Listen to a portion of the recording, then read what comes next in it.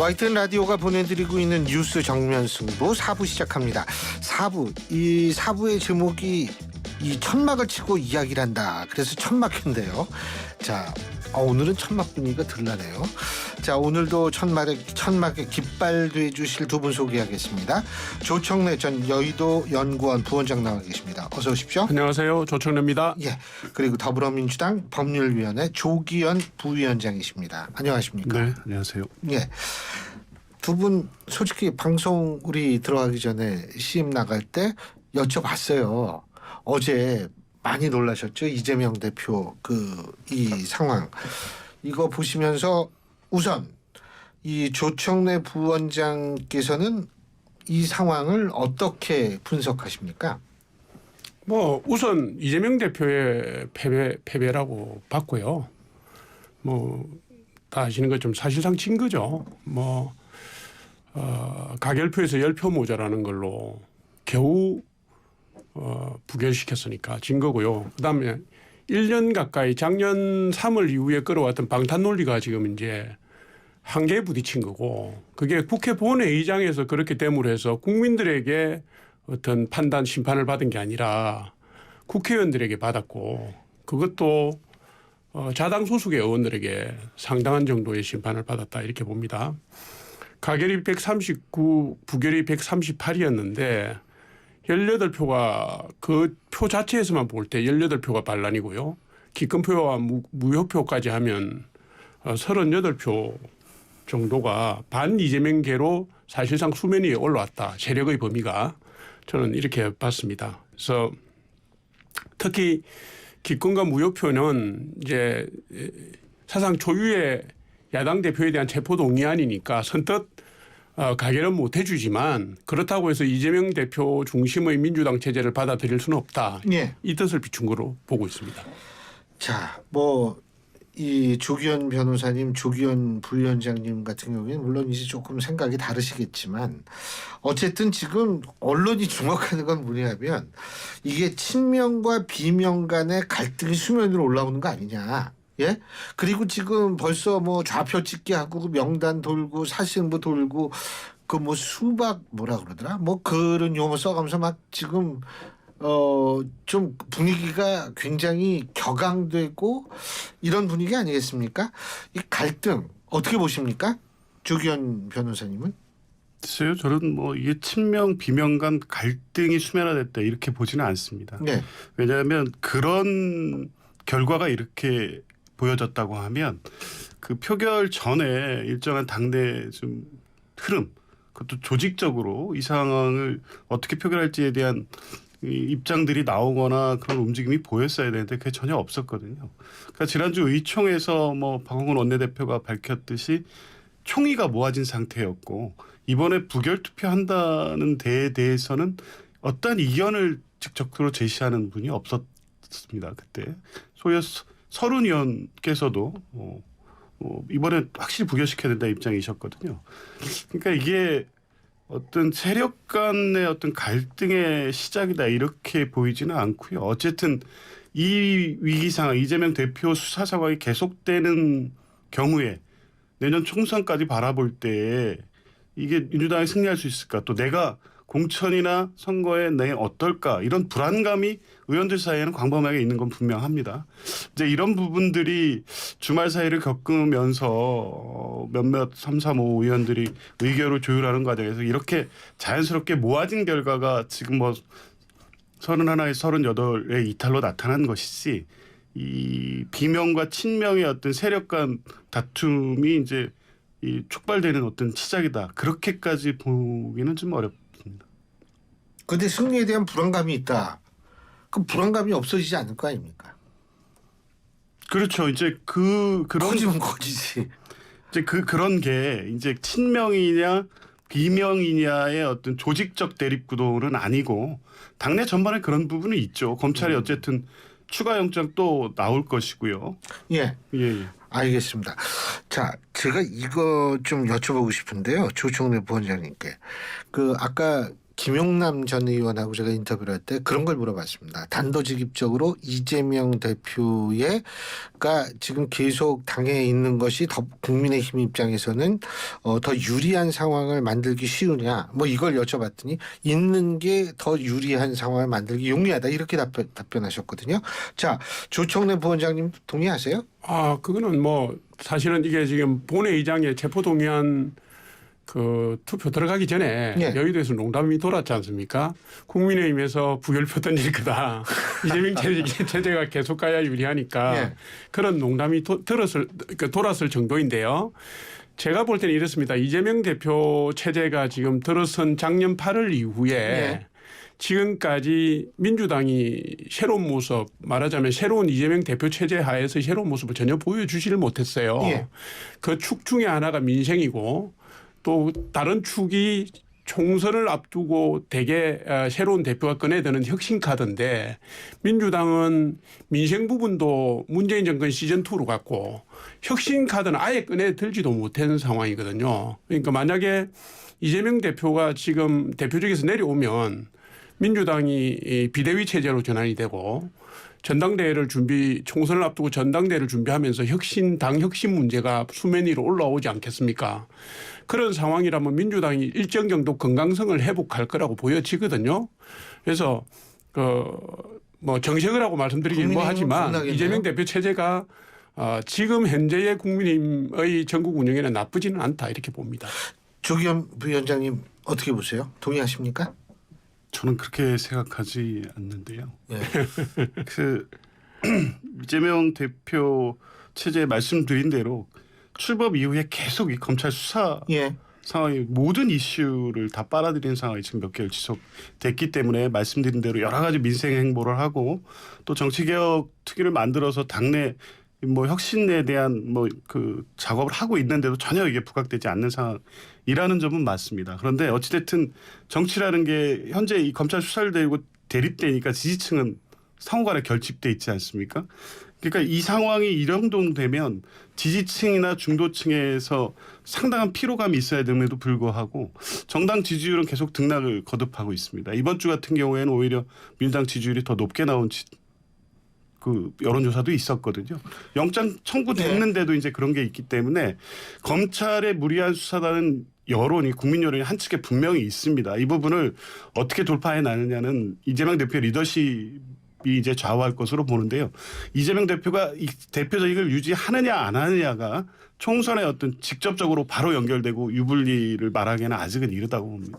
이게 제가 법률가님한테 이렇게 말씀드려서 죄송한데 다음부터는 여론조사를 인용하실 때는 최소한도 여론조사 기관, 의뢰, 예. 그다음에 언제부터 언제까지 조사한 것이고 요 정도까지는 좀 꼭 말씀을 해 주십시오. 지금 말씀하신 거는 그래서 개인적 의견이다. 이렇게 저희가 받아들이도록 조사였습니다. 하겠습니다. 지금 미디어 트리뷴과 리얼미터 여론조사죠. 예. 자, 이제 국민의힘 얘기를 좀 해봐야죠. 이 국민의힘 전당대회 청년 최고위원 선거도 네거티브 전으로 지금 흐르고 있거든요. 제가 어제 이 최고위원 후보자 TV 토론회 하고 청년 최고위원 후보자 TV 토론회 사회를 봤어요. 오전 오후에 두 번 봤는데 청년 최고위원 후보자 토론회가 오후에 있었거든요. 오전에 최고위원 후보자 토론회고 근데 청년 최고위원 후보자 토론회도 상당히 이 공방이 치열하더라고요. 특히 이제 어제 이슈가 됐던 게 장해찬 후보의 웹소설 문제인데, 자, 조청래 부원장님 어떻게 보십니까? 어제 옳은 소리에서 하셨군요. 교수님께서. 그게 이제 여러 군데에서 중계를 했습니다만. 청년 최고위원 출마한 장해찬 후보가 2014년 2015년 4월부터 2016년 12월까지 묘제라는 필명으로 웹소설을 써서 서비스를 했더라고요. 근데 조 부원장님 솔직히 웹소설 보세요? 저는 본 적이 없습니다. 저도 본 적이 없어가지고 이게 도대체 그래도 우리 조 변호사님 그래도 좀 젊어 보이시네요. 저도 웹소설 본 적 없는데 아마 20, 30대들은 굉장히 좀 많이 보는 것 같습니다. 네. 근데요. 강남 하타라는 무슨 소설이었던가 봅니다. 거기에 뭐 뒤져보니까 실존하는 가수의 실명하고 그 가수의 노래 가사를 일부를 그대로 인용해서 지금 문제가 된 건데요. 그 성적 대상화를 했다 뭐 이런 내용인 것 같아요. 근데 이제 표현의 자유라든가 뭐 창작의 문학 창작의 문제 갖고 사실 우리가 말을 하기는 쉽지 않지만 그러니까 원래 이제 웹 소설이 허구를 기반으로 하는 일반 우리가 이해하는 소설하고는 성격이 완전히 다르잖아요. 이제 뭐 허구를 하다 보면 소설도 허구긴 허구죠. 예, 네. 가동률을 올리기 위해서 조금 자극적인 걸 네. 넣기도 하고 이러는데 어쨌든 그렇다 하더라도 실존 가수를 곧바로 연상할 수 있는 그런 내용이 들어간 것은 제가 볼 때는 지나치고 부적절하고요. 이게 장해찬 후보가 정치 활동을 하기 전이라고 합니다. 시기가. 예. 그게 그럴 겁니다. 생계 때문에 그랬는지 아니면 뭐 그게 직업이었는지 모르지만 지금도 소설을 웹 소설을 쓴다면 모르지만 정치를 시작했다면 제가 볼 때는 깔끔하게 매듭 짓고 넘어가는 필요가 있다. 이게 예. 뭐냐면 사과를 하긴 했는데 조건을 막 달았잖아요. 예. 조건 달 문제가 아니고 그냥 제가 볼 때 진중한 사과를 하고 이 문제를 본인 스스로가 한 획을 긋고 지나갔으면 좋겠습니다. 알겠습니다. 자, 이거는 뭐 우리 조기현 변호사님은 부위원장님은 변호사시니까 제가 여쭤보는데 이거 뭐 문제는 없습니까? 소설이기 때문에. 그 형법상 명예훼손이나 모욕의 문제가 될 수는 있어 보입니다. 예. 왜냐하면 뭐 온라인상에 공개된 거기 때문에 뭐 유포되는 거는 당연하고요. 그리고 특정할 수 있는 걸로 묘사가 됐습니다. 이름을 바꾸곤 했지만 본명을 쓰고 또 누가 봐도 이게 이 사람이라는 걸 다 알 수 있는 것이었거든요. 그러면 명예훼손죄 몇 가지 요건은 충족을 하는데 이제 소설이라는 이유 때문에 명예훼손의 고의 부분이 인정되느냐가 아마 다툼의 대상이 될 수는 있습니다. 그런데 아마 당사자들이 이걸 법적 문제 제기를 하지 않는 한 뭐 이게 법정에서 다퉈질 가능성은 높지는 않아 보이긴 하는데 이게 옛날 얘기잖아요. 옛날에 예. 쓴 거죠. 이게 몇 년 전 한참 좀 2015년. 15년. 예. 그러면 공소시효도 지난 거 아니에요? 공소시효 문제도 있겠네요. 예. 예. 예.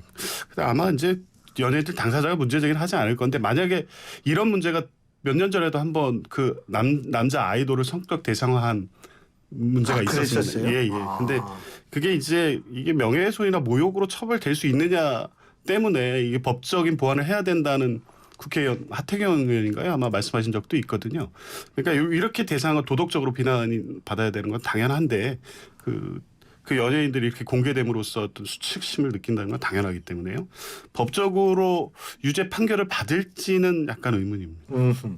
아니 근데 이제 가장 우리의 관심사는 이게 선거에 영향을 미칠 것인가 이 이슈가 어떻게 보세요, 조청래 부위원장님은? 제가 볼 때는 뭐 크게 작용 안 할 것 같다. 뭐 결론적으로 말씀드리면 그렇게 예, 보는데 이유는?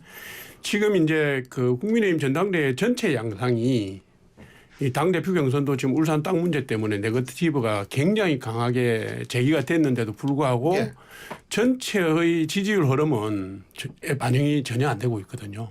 오히려 김기현 후보의 쏠림 현상이 가속화되고 있고 지금 이제 이 선거인단이 다 책임 당원들이시고 지금 책임 당원들의 마음이 좀 제발 싸우지 말고 좀 화합해서 해라라는 그런 요구가 있기 때문에 제가 볼 때는 이게 이제 네거티브가 효과를 보기에는 좀 맞지 않은 국면이고요. 그리고 지지 자체가 이제 선거가 한 일주일 남으니까 후보를 구체적으로 선택하는 시기입니다. 큰 흐름이 잡혀가고 있고 후보에 따라서 시간이 갈수록 그게 가속화되는 추세이기 때문에 뭐 또 아까 웹 소설을 누가 봤느냐 이런 문제도 있습니다. 대개 이제 20, 30대가 아니면 보는 사람이 별로 없을 수도 있고 해서 경선에 미치는 파장은 제가 볼 때는 시점상으로 들어오고 이게 네거티브 방식으로 제기된 거라 크지 않을 거다 이렇게 추측합니다. 예.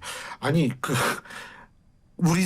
제 나이 기준으로 얘기를 하면 안 될 것 같고요. 물론입니다. 40대 이하가 32%가 되니까. 뭐 이게 완전히 이 자라온 성장 과정이나 이런 것들이 모두 너무 다르기 때문에 예.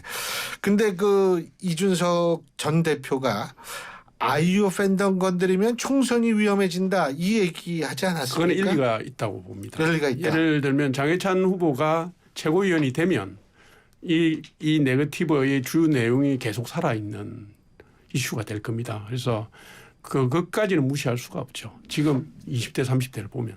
어떻게 보세요? 조 저도 변호사님. 그렇게 보는데요. 이번에 그 최고위원 선거 자체에 미치는 영향은 크지 않아 보이는데요. 지금 이 이슈를 가지고 공방하는 네거티브의 내용이나 이런 부분들이 아주 눈살을 찌푸리게 하거든요. 그리고 이 소설 자체도 계속 이슈화될 가능성이 있습니다. 그러면 전체적으로 국민의 힘 자체에 대해서 힘이 이 전당대회에 대해서 김기현 의원 같은 경우에도 지금 울산 땅 문제도 그렇고 대부분 이슈가 네거티브 이슈거든요. 여당의 전당대회 지도부를 선출하는 전당대회에서 이런 방식의 내용 공방이 있어서 그렇게 선출된 지도부라고 하면 일단 출범 때부터 국민들 뭐 특히 이제 총선 결과를 좌우할 중도층 여론 형성에 있어서는 출발부터 매우 좋지 않은 상황에서 출발하지 않을까 봅니다. 예, 뭐 선거 결과에 보면 알겠지만 두 분의 공통적인 게 이것이 뭐 선거에 그렇게 크게 영향을 미치지 않을 것이다 이런 말씀을 하셨으니까 선거 결과는 끝까지 좀 두고 봐야 될 것 같고요. 자, 이제 요새 가장 그 긍정적이지 못한 의미로 주목을 받고 있는 사람이죠. 정순신 변호사 얘기 좀 해보겠습니다. 지금 정순신 변호사의 검증 문제와 관련해서 논란이 계속 이어지고 있는데 지금 정 변호사를 추천했다라고 알려진 윤희근 경찰청장 그리고 1차 검증 책임이 있다고 하는 한동훈 법무부 장관 이 두 분은 모두 학교 폭력 문제에 대해서 몰랐다 이런 입장이고요.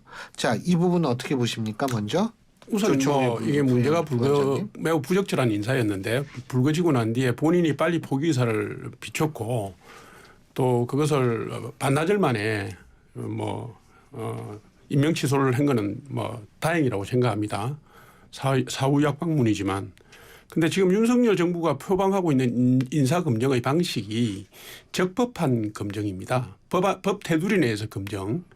그러다 보니까 옛날 방식의 뭐 개인정보를 침해하거나 사찰하는 방식의 검증은 하지 않고 있거든요. 그러다 보니까 이게 충분히 체크하지 못한 내용이 돌출될 수 있는 위험은 처음부터 있었다 이렇게 봐야 되고요. 경찰청장은 잘 아시다시피 인사검증의 권한이 없고요. 그다음에 네.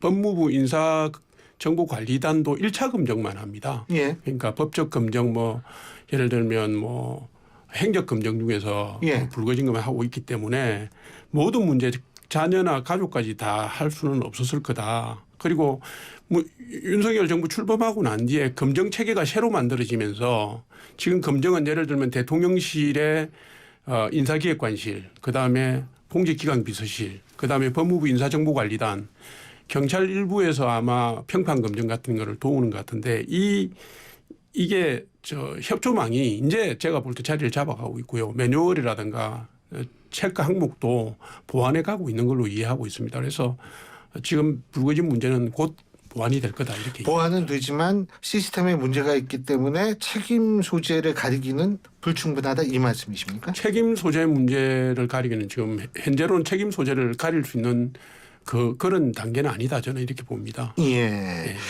자, 조 변호사님은 어떻게? 조기현 변호사님. 저는 이거는 시스템을 보완해서 해결된 문제가 아니라고 봅니다. 첫 번째 문제는 국수본에 국가 수사를 총괄하는 국수본에 검사 출시를 아예 찍어놓고 앉히려고 했던 것에서 문제가 시작된 것이고요. 그런 의도가 분명했기 때문에 검증이 전혀 작동하지 않았다고 보는 게 맞을 것 같습니다. 지금 말씀하시는 게 이 학교폭력을 검증관에서 걸러내지 못했 것에 대해서 어떤 입장 표명을 하게 이게 시스템 부족 문제냐 전혀 아니라고 보거든요. 왜냐하면 이게 2018년에 KBS가 보도가 됐습니다. 그러면 고위직 검사라고 직접 보도가 됐었기 때문에 그 정도 나오면 검찰 내부에서 내부 보고가 안 올라갈 수가 없습니다.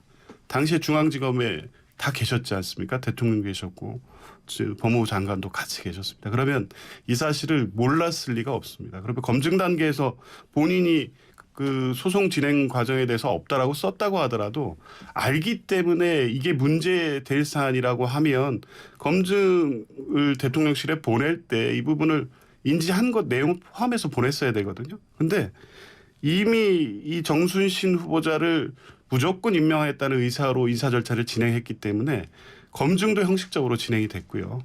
뭐 여기에서 문제가 발생한 거지 제대로 못 걸러낸 부분에 대한 부족함 정도의 문제가 아니라고 보고요. 이제 그래서 책임 소재 문제도 한동훈 장관이 하신 말씀이 있습니다. 이거 법무부 인사검증단 처음 만들 때요. 결국에 책임은 자기가 다 진다 이렇게 말씀을 하셨거든요. 그게 뭐였냐면 이 모든 권력이 법무부 장관에 집중되지 않느냐는 비판에 대해서 결국에 자기가 다 욕을 먹게 되고 국민 지탄 여론이 높아지면 어떤 인사에 대해서 예. 결과적으로 자기가 책임을 질 수밖에 없다는 말씀을 하셨어요. 이 결과에도 본인이 책임지셔야죠. 알겠습니다. 간단하게. 근데 이거 본인이 이 자기 진술에 이렇게 없음 뭐 이거 표시한 거 있잖아요. 예, 예. 그거 법률적으로 문제됩니까? 그 끝에 보면 예. 인사상 불이익이 있다라고 기재는 돼 있는데 그거 자체가 뭐 공무집행 방해나 뭐 또 법적 문제를 바로 발생시키지는 않을 것 같습니다. 알겠습니다. 자, 두 분 말씀 여기까지 듣겠습니다. 고맙습니다. 예, 지금까지 조기현 더불어민주당 법률위 부위원장 그리고 조청래 전 여의도 연구원 부원장과 함께했습니다.